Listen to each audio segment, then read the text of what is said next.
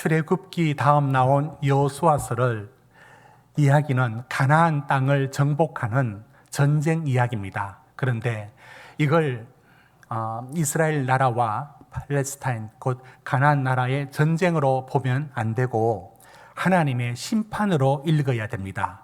왜냐하면 여호수아서를 단순하게 전쟁 이야기로 들어가면 너무 잔인합니다. 사랑의 하나님이 어떻게 이럴 수 있을까의 이야기가 바로 떠오릅니다. 그래서 여호수아서는 마치 홍수 심판에 하나님께서 노아 시대 때 그 시대를 심판하신 것처럼 가나안 땅을 심판하신 겁니다. 여호수아 군대를 통하여서 바로 오늘 우리가 읽었던 여호수아서를 읽어갈 때 이것을 전쟁 이야기가 아니라 하나님께서 이 여호수아를 통해서 가나안을 심판한다.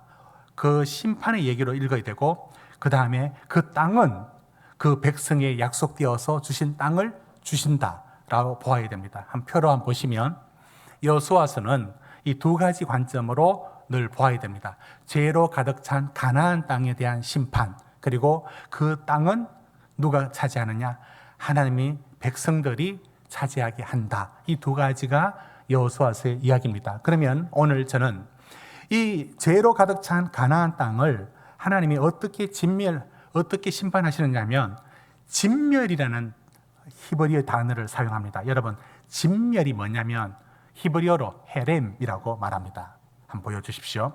이 헤렘이라고 하는 것인데요, 헤렘은 진멸하라, 호흡이 있는 모든 자는 하나도 살리지 말고 다 죽이라. 굉장히 잔인하죠. 여호수아 6장 21절에 남녀노소와 소와 양과 나귀를 칼날로 다 멸하라. 여러분, 왜 이 헤렘이 사용되었을까요?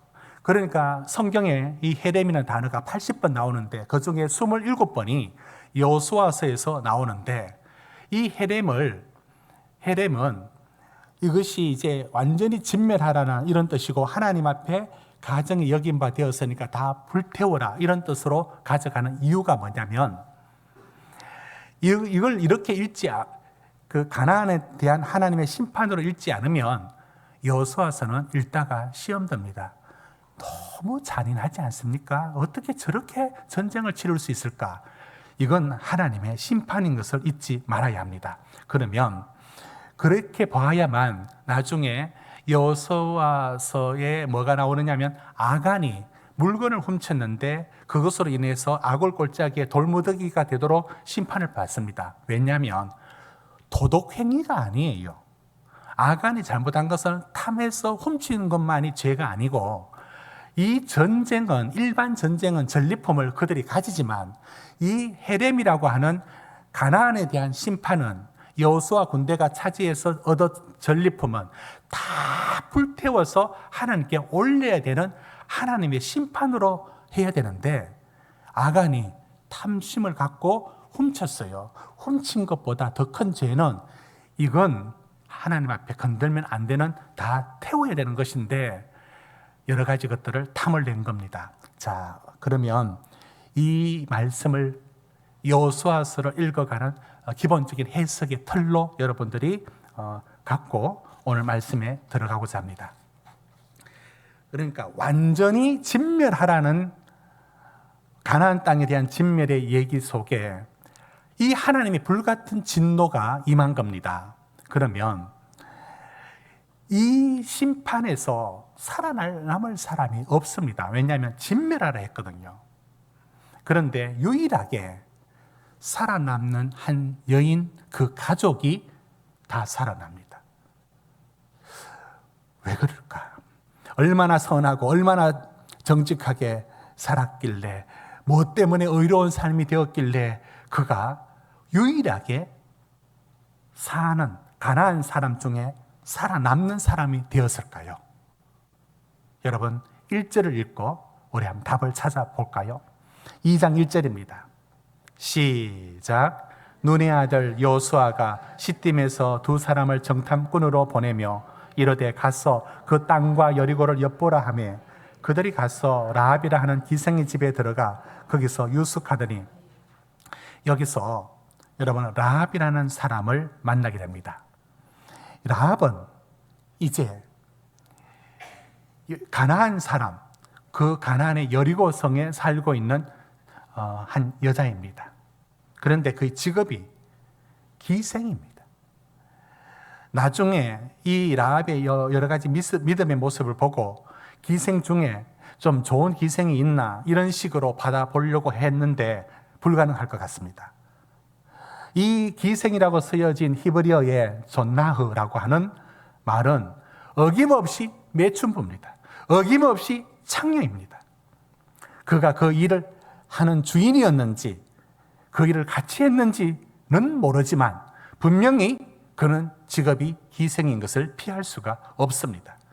그러면 여러분, 지금 여호수아 군대가 가나안 땅을 진멸할 때, 그 첫 성인 여리고를 진멸할 때 가장 먼저 진멸해야 될 사람들 중에 어쩌면 도덕적으로도 따져보더라도 이런 분들이 하나님의 진노 앞에 더 가까운 사람 아닐까요?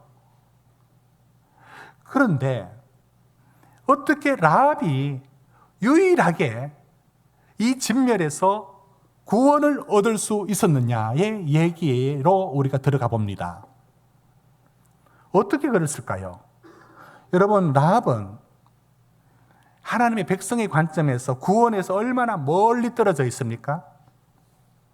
진멸해야 될 대상이고요, 그 여리고 사람이고요, 도덕적으로도 그렇고요, 굉장히 구원에서 먼 사람 아닙니까? 그런데 어떻게 이 라합이 놀라운 믿음을 갖고 있는지를 이제 우리가 살피게 됩니다. 그의 믿음이 어떻게 드러나느냐면 여호수아가 정탐꾼을 보냈습니다. 40년 전에도 그랬습니다. 40년 전에 출애굽한 지 2년 때 모세가 12지파의 사람을 뽑아서 정탐꾼을 보냈습니다.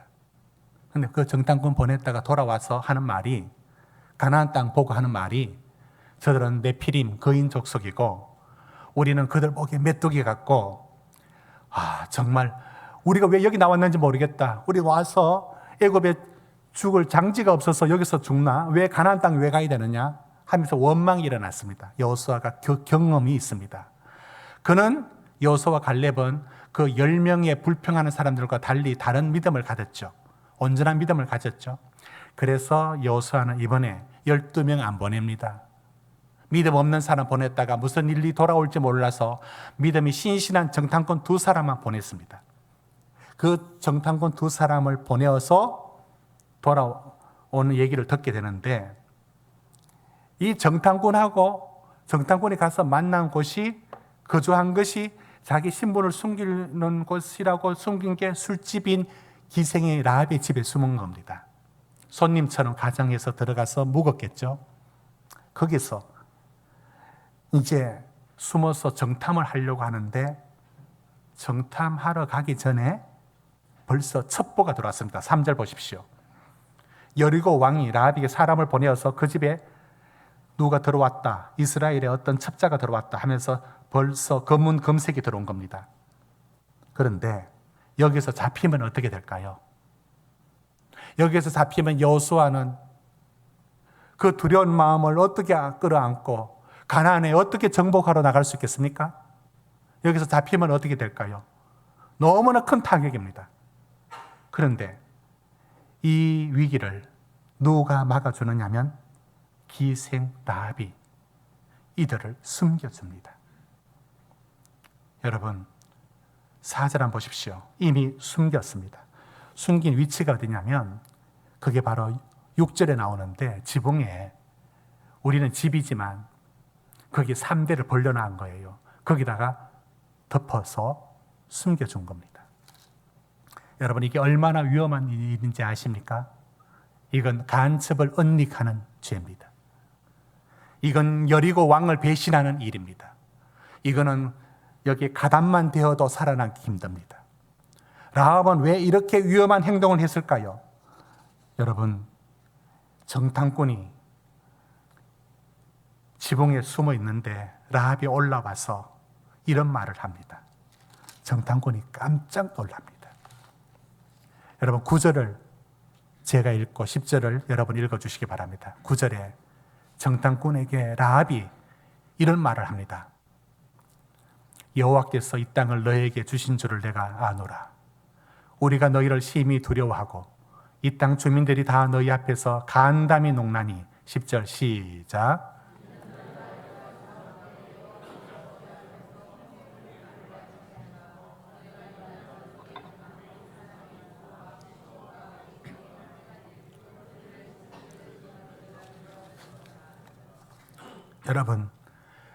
여러분이 정탐꾼이면 얼마나 놀랐겠습니까?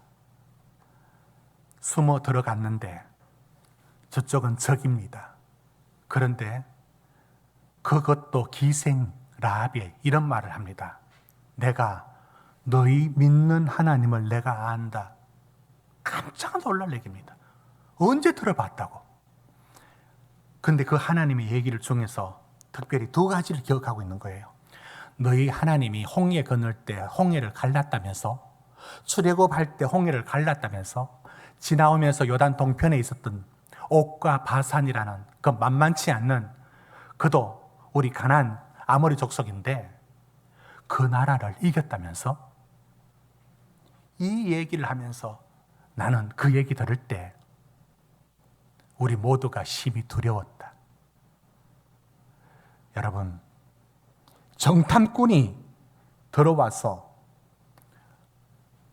듣는 얘기가, 기생 라합에게 듣는 얘기가, 내가 너희 믿고 있는 하나님을 알고 있고 그 하나님이 홍해를 가르시는 하나님이고 그 왕이 아모리 그 요단 동편의 땅에 시혼과 바산 왕을 무찌른 이스라엘의 하나님을 고백하고 있는 거예요. 11절에 그 간정을 한번 보십시오. 우리가 듣자 곧 마음이 녹았고 너희로 말미암아 사람이 정신을 잃었나니 너희 하나님 여호와는 위로는 하늘에서도 아래로는 땅에서도 하나님이시라. 여러분, 지금 기생 라합이 믿음의 고백, 신앙 간증을 하고 있어요. 너희 하나님은 하늘로도 땅으로도 그 같은 하나님이 없다. 거기에 어떻게 이방인 여인 라합이, 기생이 어떻게 그 말을 하고 있습니까? 그 말을 들었을 때 모든 사람들의 마음이 녹았다라고 말을 하고 있는 겁니다. 여러분, 라합은 이스라엘 백성들이 아니지 않습니까? 홍해를 건널 때 물이 벽을 이루는 걸 본 적도 없고, 물을 가를 때, 홍해를 가를 때 밤새도록 동풍이 불어서 그 바람의 부는 소리를 들은 적도 없고, 광야에서 만나와 메추라기를 먹은 적도 없고, 구름기둥 불기둥 할 때 본 적도 없고, 하나님을 본 적도 없고, 반석에서 물이 나게 하시는 하나님을 경험하지도 못했습니다. 그는 소문으로만 들었습니다. 그런데 그가 하나님을, 그 소문으로 들었던 하나님을 믿고 있어요. 저는 이 구절을 읽었을 때 우리 교회 극동방송에 일하시는 집사님이 계시는데 그 초대를 받아서 제가 한번 가본 적이 있습니다. 극동방송에서 가니까 1층에 여러 역사 전시관이 있었는데 설명을 아주 꼼꼼히 해 주셨습니다. 그 중에 어떤 사진이 있었냐면 한번 보여주십시오. 북한에 온 성도가 보낸 편지글이 거기 있었습니다. 저희 얘기는 이런 얘기입니다. 네, 됐습니다. 이제 극동방송이 원래 이름이 아세아 방송이라고 들었습니다. 근데 거기 이제 원래 오키나와의 그 단파 방송, 그러니까 이제 단파는 이제 멀리 보내는 거죠. 우리 FM 방송은 장파라서 이렇게 선명하고 아름답게 들리지만 멀리 못 갑니다. 국내에서는 이렇게 FM이지만 단파는 간첩들이 주요 이용하는 그 주파수입니다. 멀리 갑니다. 소리는, 음질은 나쁘지만. 이 단파 방송을 원래는 오키나와에 있었던 게 이제 일본의 땅이니까 이제 벗어나서 이제 미국에서 못 가지게 되었습니다. 그래서 그걸 주관하고 있던 미국의 어떤 분이 우리 한국의 김장한 목사님을 만나서 부탁을 한 겁니다. 그래서 제주도에 북한에서 그 단파 방송을 하게 된 겁니다. 북한으로 계속 성경과 찬송을 들려주는 단파 방송을 보낸 거죠. 지금도 하고 있죠. 그거를 북한에서 한 성도가 받아 적은 겁니다. 단파 라디오를 통해 가지고 중국을 통해 가서 단파 라디오가 보급이 됐죠. 그걸 적으면 성경을 적고 찬송을 적은 거예요. 거기 그때 제주도에 그것을 단파 방송을 하던 그 아나운서가 한경애라는 분이었는데, 한경애 아나운서님 하면서 편지가 온 겁니다. 찬송가를 천천히 한번 불러주고 성경도 천천히 좀 해달라고 받아 적고 있다고. 그 편지가 온 거예요. 그거 하나 듣고 믿음을 갖고 있어요. 그 신앙생활을 숨어서 하고 있는 겁니다. 저는 라합을 보면서, 여러분, 어떻게 그 수많은 전파 가운데 그 얘기를 주파수를 맞추어서 그 얘기를 듣고 있는 북한 성도의 얘기처럼, 라합이 술집에 일하고 있지 않습니까? 온갖 나그네, 온갖 소식들이 들어오는 곳이긴 합니다. 그러면 라합이 들은 얘기가 이거 한 가지 뿐이겠습니까? 아니죠. 주로 라합이 얘기 들을 때는 그 집은 아마 술집이었으니까 다 술 한잔 해서 하는 소리일 겁니다. 그래서 있는 소리 없는 소리 다 들었을 겁니다. 장사꾼이 돈 번 얘기, 여리고성의 군인들의 얘기, 음침한 눈빛으로 쏟아내는 음담 패스, 낄낄대는 웃음소리, 욕설, 장사꾼의 얘기들, 애굽 가서 돈 버는 사람들 얘기들, 바알신 믿어서 누가 부자 됐다는 얘기들, 이방 신들의 얘기들, 온갖 얘기들이 매일 쏟아지는 것이 라합이 사는 기생의 집 아닙니까?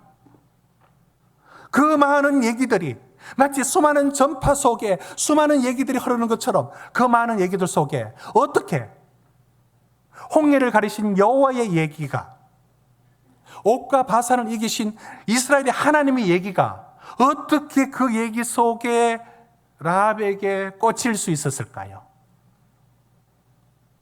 그러면 이렇게 들렸을까요? 이 얘기는 중요하다, 여호와 하나님의 얘기다, 구분해가지고 라합에게 전달되었을까요? 전혀 그럴 수는 없습니다. 매일 그 술집에 온갖 사람들이 떠드는 온갖 가십거리들, 온갖 이야기들, 온갖 이방의 이야기들, 이방 신들의 얘기들하고 같이 섞여서 어떤 사람이 들려줬겠죠. 그런데 그 많은 얘기 속에서 그 얘기가 귀로 들어왔다가 한 귀로 빠지지 않고 어떻게 가슴에 딱 정착했을까? 꽂혔을까? 여러분은 어떻게 보십니까? 라합은 틀림없이 그 얘기 들었을 때 뭔가 마음의 깨달음이, 어떤 느낌이 있었다라고 생각합니다. 그리고 그 생각을 떨쳐버리지를 못합니다. 여러분, 수많은 얘기 속에 어떻게 그 얘기가 라합에게는 믿음으로까지 자랄 수 있을까요? 그게 놀랍지 않습니까? 마리아가 그랬습니다. 다른 사람들은 천사가 들려주는 말을, 예수님에 대한 얘기를 한 귀로 듣고 한 귀로 흘렀습니다. 그러나 누가복음 2장 19절에 마리아는 마음에 새겼다라고 말합니다. 그런가 하면 예수님이 어린 시절에 가족들하고 같이 예루살렘 성전에 갔다가 서로 이렇게 떨어지지 않습니까? 어린 예수를 찾았을 때 어린 예수가 이렇게 말하죠. 내가 아버지 집에 있어야 할 줄을 왜 모릅니까? 사람들은 얘가 무슨 말을 저런 말을 해? 라고 다 의아하게 여겼지만 어머니 마리아만큼은 다르게 생각했습니다. 어떻게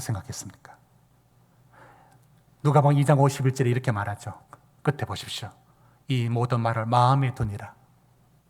마음에 뒀다고요. 흘러버리지 않았습니다. 여러분, 라합이 수많은 얘기, 수많은 정보, 수많은 소문들이 그 귀에 들어왔고 떠들다가 사라졌는데, 여호와 하나님의 얘기가, 홍해를 가르신 하나님의 얘기가 들어와서 안 빠지고 그 속에 민들레 씨앗이 발아하듯이 그게 마음속에 자라고 있는 겁니다. 여러분, 이게 바로 라합의 믿음입니다. 이 믿음은 하나님의 선물입니다. 믿는다고 믿어지는 게 아니라 하나님의 선물이라고 말합니다. 여러분, 우리도 마찬가지 아닙니까? 여러분 가정에 찾아온 종교, 뉴스, 소문 얼마나 많습니까? TV를 켜면 주식, 정치, 스포츠, 건강, 돈 버는 얘기, 드라마, 수많은 얘기가 매일매일, 그 측면에서는 라합의 기생의 집에서 들었던 얘기에 그 잡다한 얘기처럼 우리 역시 우리 가정에 들려오는 수많은 얘기들, 그 얘기들을 듣고 때론 도움되고 흘러가고, 듣고 도움되고 흘러가고. 그런데 그 수많은 얘기들 속에 2000년 전 예수 그리스도의 얘기가 여러분 가정에 들어왔을 때, 어떻게 2000년 전 예수 그리스도의 얘기가 여러분 가정에 그게 꽂힐 수가 있었을까요? 여러분 마음에 어떻게 그게 귀로 들어와 빠지지 않고 여러분 마음에 맺힐 수가 있었을까요? 이게 믿음이고, 그래서 이 믿음을 선물이라고 말하고, 이건 믿음인 겁니다. 저희 가정에도 그렇습니다. 말씀드린 바가 있지만 저희 집 뒤에 평소에는 일반인처럼 사는데 한 번씩 차려입고 무당 일을 하는 할머니가 계셨습니다. 여러분은 일본 말로 독구이가 뭔지 아십니까? 단골, 고개. 저희 집이 바로 독구이라고 말해요. 저는 그때 무슨 뜻인지 몰랐는데 그 할머니가 우리 집 독구이, 우리가 고객이었습니다. 그 미신의 얘기, 어느 날 아침에 일어나 보면 마당에 집으로 이렇게 만들면 생살인지 밥인지 올려놓고 부엌칼을 마당에 꽂혀 있는 거, 그분이 한 겁니다. 그분이 제사 지낸 거죠. 여러분 가정에도 많은 얘기가 들어왔어요. 관심될 만한, 많은 관심될 만한 정보와 이야기들이 얼마나 많이 들어왔습니까? 그런데 그 모든 얘기는 듣고 흘러가지만 어떻게 여러분 속에 들어온 예수의 얘기가 여러분 가정에 그 얘기 뺄 수 있어요? 그 얘기를 들어온 예수 얘기가 여러분 가정에 못 빼잖아요. 안 빠지잖아요. 여러분 가슴 속에도 잘 믿든 못 믿든 그 예수가 못 빠지고 있잖아요. 이게 믿음이고, 그래서 이 믿음은 은혜인 겁니다. 여러분 룻기서에, 오늘 룻기서에 누가 나온 나옴이라는 얘기를 제가 많이 얘기했습니다. 모압 땅 10년 살면서 남편 죽고 두 아들 다 죽었습니다. 그런데 이제는 돌아와야겠다라고 생각하고 두 며느리에게 말합니다. 너희는 너희 삶을 살아라. 나는 내 고향 베들레헴에 가겠다라고 말했습니다. 그런데 며느리 중에, 둘 중에 한 며느리 룻이, 어머니 그렇게 강권하지 마시고 저는 어머니 따라가렵니다. 성경에 안 나와 있지만 나오미가 뭐라 했겠습니까? 니하고 내하고 더는 상관이 없다. 오지 말라 했을 겁니다. 그냥 따라온대요. 지금 나오미가 살아온 삶을 며느리 룻이 뭘 지켜봤습니까? 되는 일이 하나도 없었어요. 매번 죽고 사고 나고 장사 안 되고 모압 땅에 돈 좀 벌어 보러 갔는데 장사 안 되고 매번 안 되고. 그런데 그런 어머니를 봐놓고도 무슨 말을 하느냐면 따라오려고 하면서 이렇게 말합니다. 루카서 1장 6절 보십시오.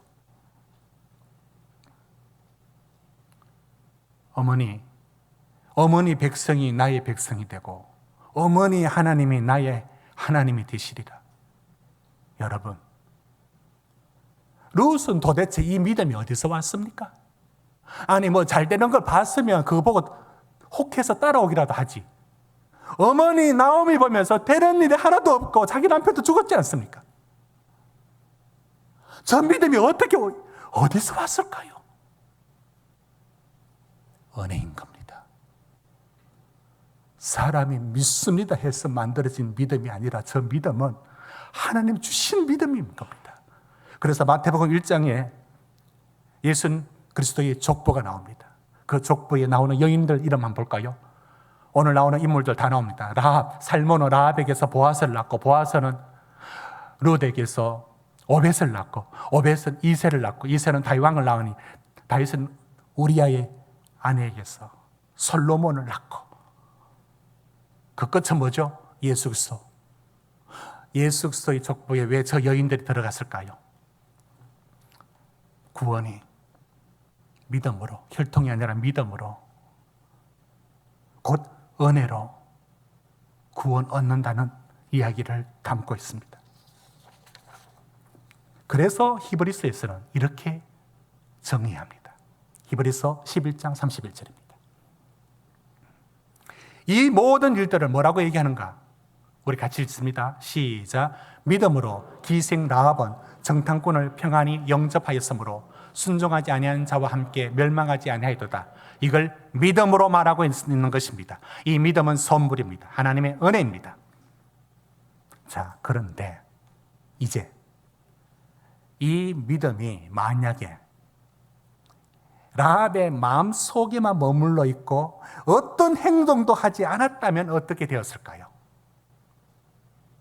여러분, 오늘 2장에 읽는 라합의 얘기에 놀라운 게 뭐냐면 이게 얼마나 위험한 일입니까? 정탐꾼을 숨겨두는 일이. 그런데 정탐꾼을 숨겨두고 그 다음에 무슨 약속을 하느냐면 너희 여호수아 군대가 들어올 때 우리 가족을 살려달라. 내가 너를 숨겨주지 않았냐. 내가 너를 선대한 것처럼 너도 내게 선대하라 하면서 약속을 맺습니다. 여러분, 이거 얼마나 과감합니까? 보지들 못했죠. 듣기만 했죠. 그런데 그 하나님이 실제적으로 자기 땅을 그 강한 난공불락의 여리고성을 점령하고 이길 것이라는 것을 어떻게 믿고 약속을 합니까? 목숨을 건 거예요. 우리 가족 여기 다 모여 있겠다. 우리 가족은 살려야 된다. 정탐꾼이 그 약속을 서로 합니다. 그러면 붉은 줄을 매라. 창문에 붉은 줄을 매면 내가 너희 집인 걸 알고 우리가 들어올 때 진멸하지 않고 너를 살리겠다. 라합이 좋다 하면서 그를 보낼 때도, 정탐꾼을 보낼 때도 방법을 제시합니다. 붙잡히지 않도록. 굉장히 과감하고 무서울 정도로 놀라운 결단력을 갖고 있지 않습니까? 이 라합의 행동을 보면 저는 어떤 느낌이 드느냐면, 여러분, 예수님을 따르는 제자에게 예수님이 이렇게 말씀한 적이 있습니다. 마태복음 8장 21절에 보면 내가 주님을 따르겠습니다. 그런데 내 아버지 장사는 좀 하고 와서 따르겠습니다. 라고 말했을 때 예수님이 이렇게 말합니다. 22절에 너희 죽은 자들을 장사하게 하고 너는 나를 따르라.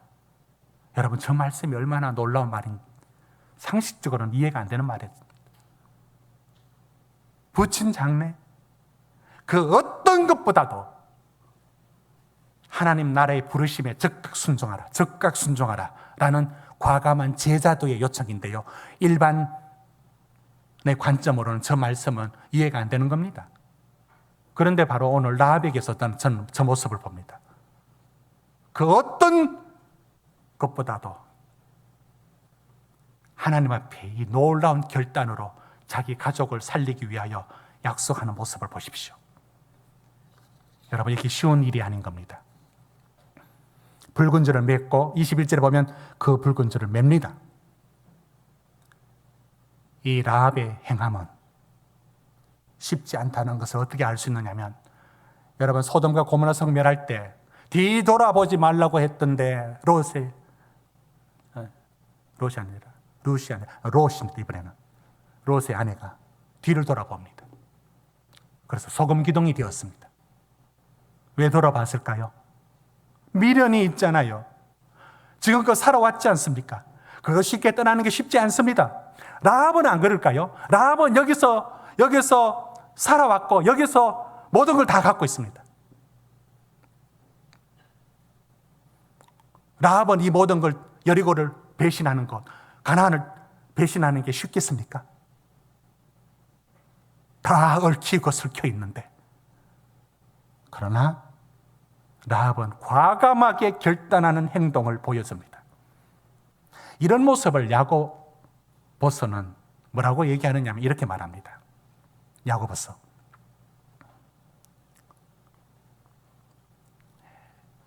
야고보서는 이렇게 말합니다.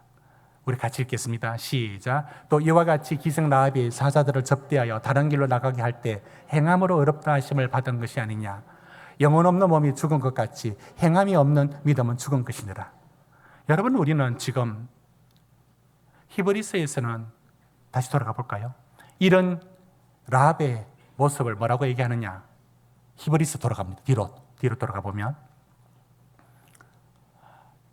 믿음이라고 말하죠. 그렇죠? 그럼 다시 야고보서로 돌아갑니다. 야고보서는 뭐라고 말을 하느냐? 이 라합의 행동을 행함이라고 말합니다. 여러분, 히브리서 주장하고 야고보서 주장이 다르네? 전혀 아닙니다. 똑같은 말입니다. 히브리서가 말하는 그 믿음이라고 말할 때 그 믿음 속에 하나님의 선물로 얻는 그 믿음, 거기에 행함이 들어있는 것이고요. 야고보서가 말하는 그 행함은 믿음이 반드시 전제되어 있습니다. 오늘 저는 다시 믿음과 행함에 대한 말씀을 드립니다. 결코 분리되지 않습니다. 여러분, 우리가 미천한 여인 라합이 수많은 얘기들 속에서 여호와의 얘기가 그 속에 꽂힌 건 믿음입니다. 그러나 그 믿음으로 끝나지 않았습니다. 그는 과감한 결단의 행함으로 그 가족의 구원으로 한 걸음 나갔습니다. 100% 믿음, 100% 행함이 전혀 분리되지 않습니다. 오늘 우리가 받은 은혜가 여러분 가정에 들어온 예수의 얘기, 예수 그리스도의 얘기가 믿음으로 들어와 있습니다. 이건 놀라운 선물이고 하나님의 은혜입니다. 그것으로 끝낼 일입니까? 그것으로 끝났어야 되겠습니까? 그게 온전한 믿음의 자리는 반드시 결단과 행함으로 이어져야 하는 것을 말씀합니다. 여러분은 받은 믿음의 은혜를 내 삶을 다하여 내 주님 앞에 무엇을 드릴까? 어떻게 내 삶을 드릴까? 헌신할까? 충성할까? 내 삶에 무엇으로 나눌 수 있을까로 행함이 따라가고 있습니까? 귀한 믿음을, 은혜를 값싼 것으로 만들고 있지는 않습니까? 이제 저는 마지막 얘기를 하고 말씀을 맺을까 합니다. 포항 옆에 흥이라는 곳이 있는데요, 거기에 여러 대학들이 와 있습니다. 설린대학이라고 전문대 과정이었는데 간호학과가 3년 과정으로 일찍이 그 지역 안에서는 여러 병원들의 유명한 간호학과가 있습니다. 거기에 교수님으로 오신 분이 있습니다. 제가 포항에 사역할 때 저희 아파트 바로 옆에 동에 살고 있었습니다. 또 제가 관리하는 교구였습니다. 이분은 간호학과 교수로 일을 하고 어머니와 같이 생활하고 있는데 혼자 결혼하지 않고 어머니하고 둘이 살고 있었습니다. 어머니한테 굉장히 잘하는 따님이었습니다. 근데 어느 날 어머니가 등록을 하는 거예요. 그 얘기를 제가 신방 가서 듣게 되었습니다. 첫 신방이었습니다. 어떻게 나오시게 되었냐? 그 어머니는 불교에 굉장히 깊이 있는 분이고 또 붓글씨와 아주 교양이 있으신 분이, 생각이 뚜렷하신 분이에요. 그런데 며칠 전부터 딸에게 내가 네 이제 50 되는 생일이었어요. 생일 때 내가 제일 귀한 선물을 할 거라고 얘기하는 거예요. 그 딸이 엄마 무슨 선물인지 한번 내 기대해도 돼 하면서 기다렸대요. 근데 선물이 없었대요.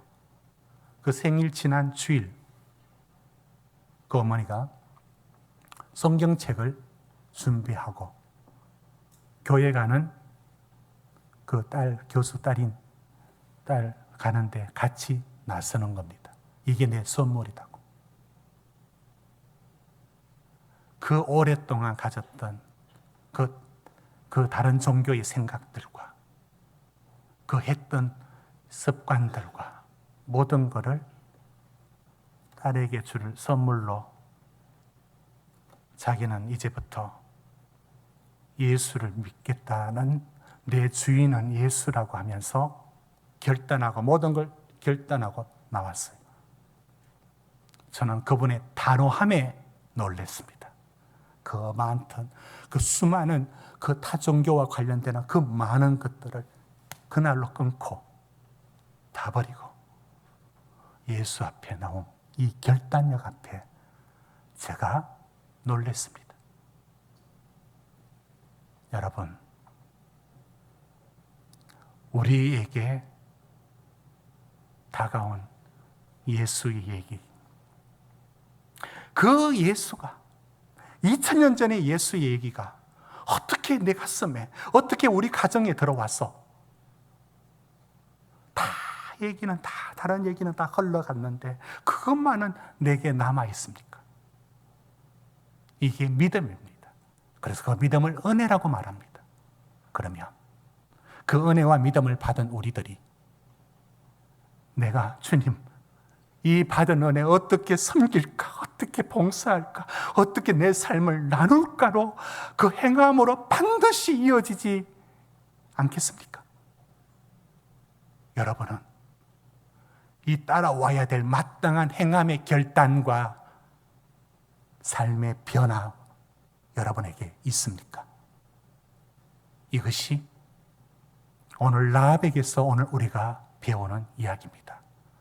믿음과 행함은 분리될 수가 없습니다. 오늘 우리에게 큰 위기가 바로 이겁니다. 그 믿음이 우리 속에 힐링처럼, 위로처럼, 마음의 은혜처럼 눈물까지 지으면서도 내 삶의 결단과 자기를 부인하고 주님을 따르겠다는 과감한 행함의 변화를 기꺼이 내 삶을 무엇으로도 드리겠다는 것으로 이어지지 않으면 우리의 믿음이 온전하다고 할 수 있겠습니까?